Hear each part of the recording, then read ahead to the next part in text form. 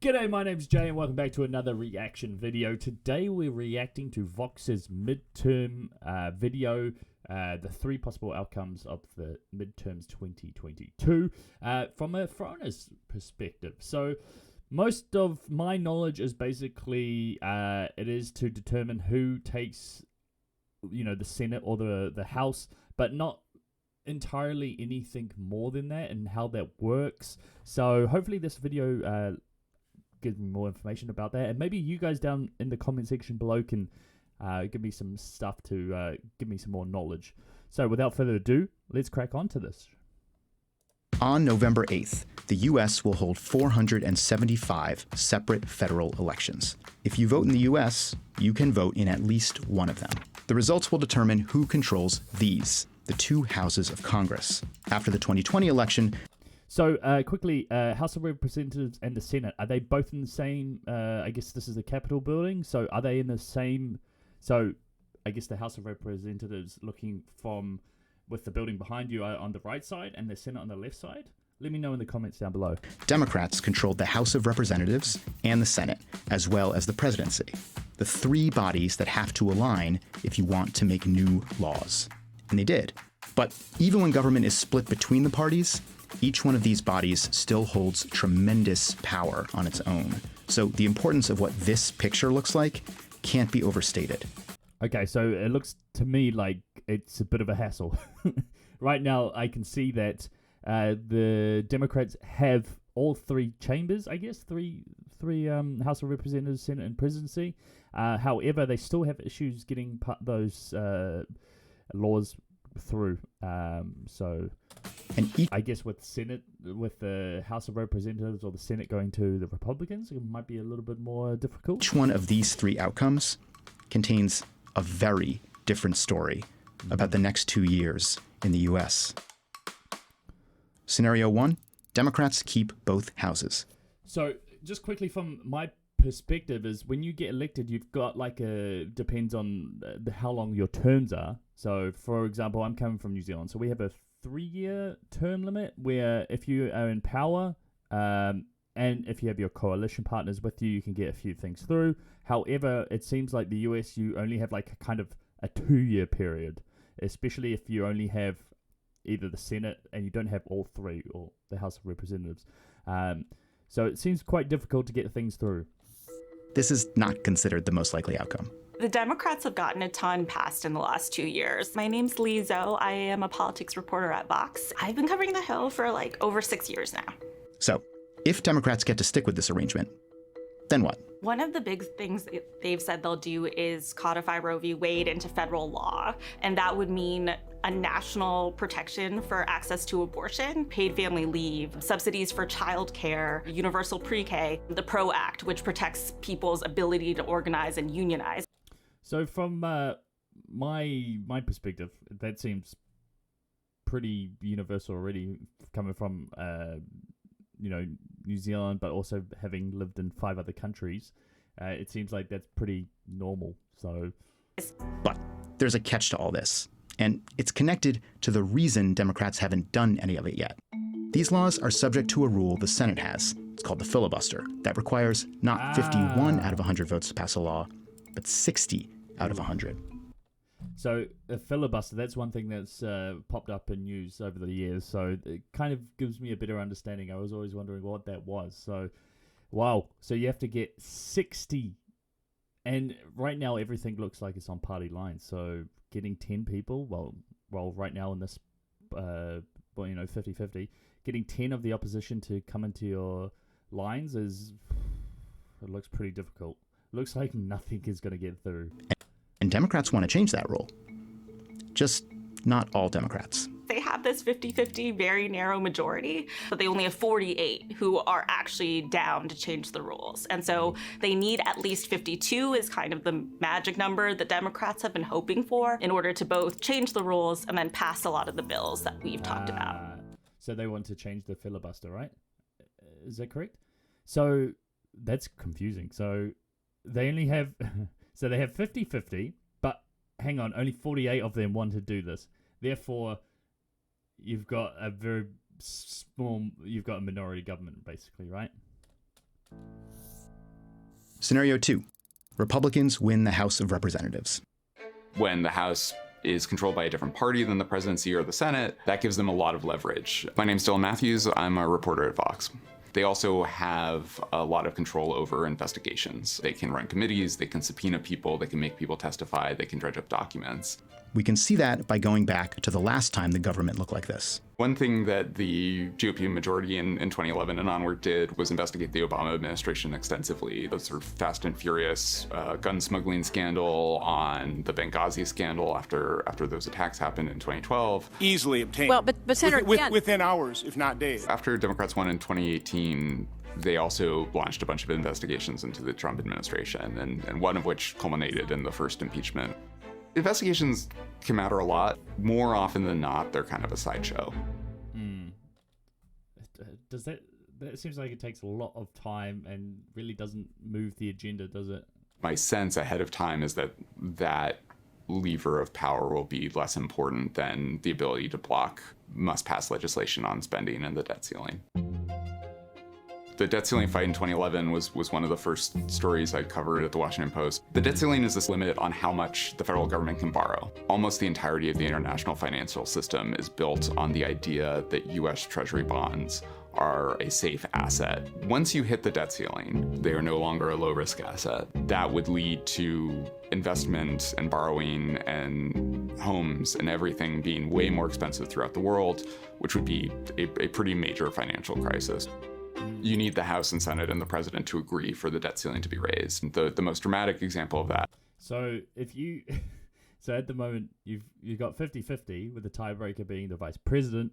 However, if you got two of your own side not going with you in some things, then how is any of this going to get passed? It seems that happened in the summer of 20. It seems really very, very tough, and seems like nothing can get done.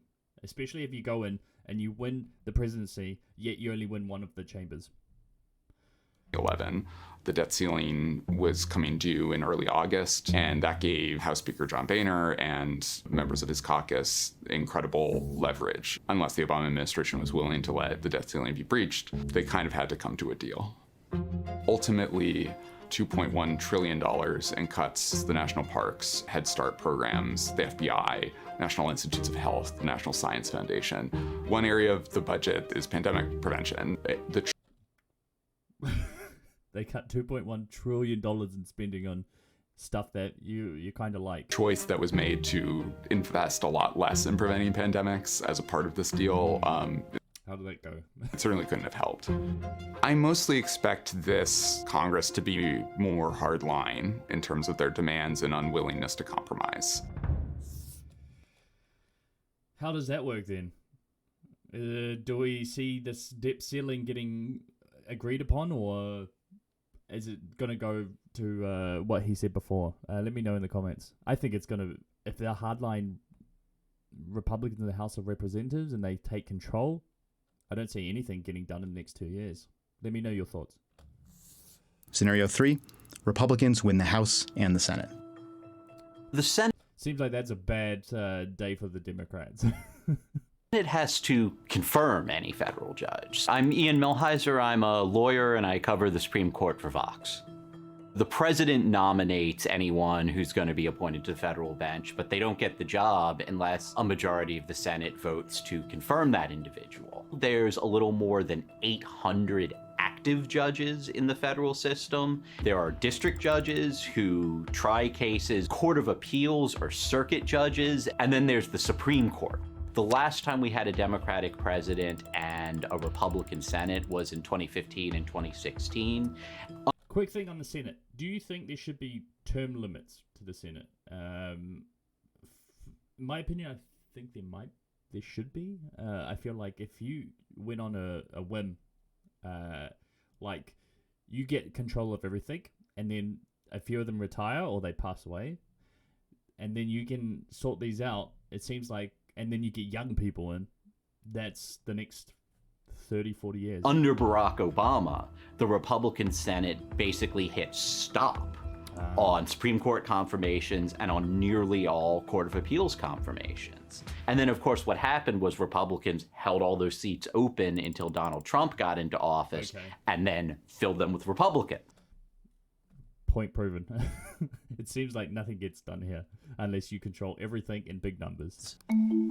Trump's judges overruled Roe v. Wade, which is the reason why abortion is now illegal in many U.S. states. A sweeping reinterpretation of the Second Amendment, our firearms amendment, and now judges are striking down gun laws left and right. A wholesale attack on voting rights, particularly on the Voting Rights Act, which is the law that prevents race discrimination. At the lower court level, we just had 3 Trump judges declare the entire Consumer Financial Protection Bureau unconstitutional. If What is that? Let me know in the comment section below. I'm not sure what that is. So it would be good to understand what they did. Republicans take the Senate, then they can block the confirmation of any judge.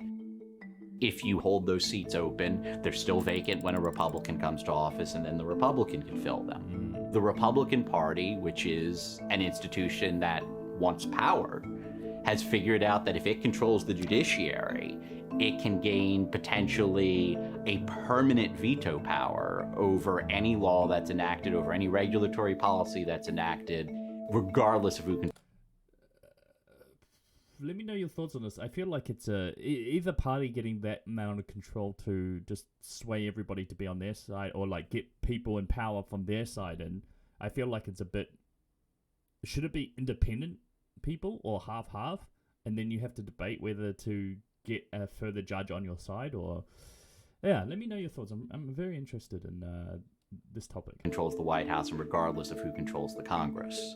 They're going after voting rights hard, and if you don't have the right to vote, then you don't have any rights. Eventually, the voters who have been disenfranchised don't have any recourse because they have no way to change who controls the government, and the government is controlled by people who don't share their interests. So that's the worst case scenario. Right now, we're still at the point where, elections are the best method that can be used in order to reverse, America's democratic decline.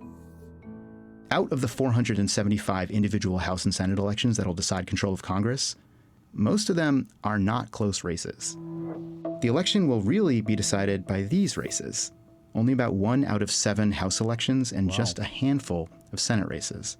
And so, if you live in one of those places, it means you have a lot of power over which one of these we choose.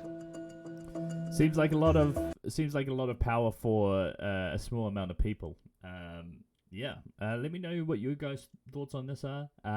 It's very interesting to see how, from my side, is quite confusing and quite what was the word?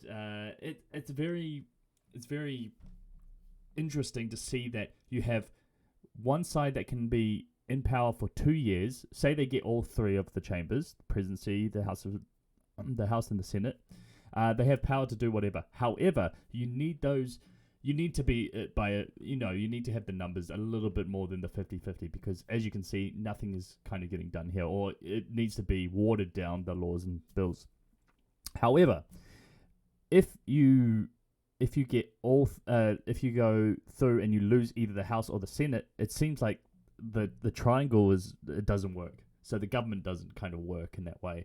And it feels like, from an outsider looking in, both sides are getting extreme, more and more apart. So therefore, they'll be tugging the side that they go for more and more, right? There's not going to be any, I guess, moderates or center people that can come together and agree on stuff.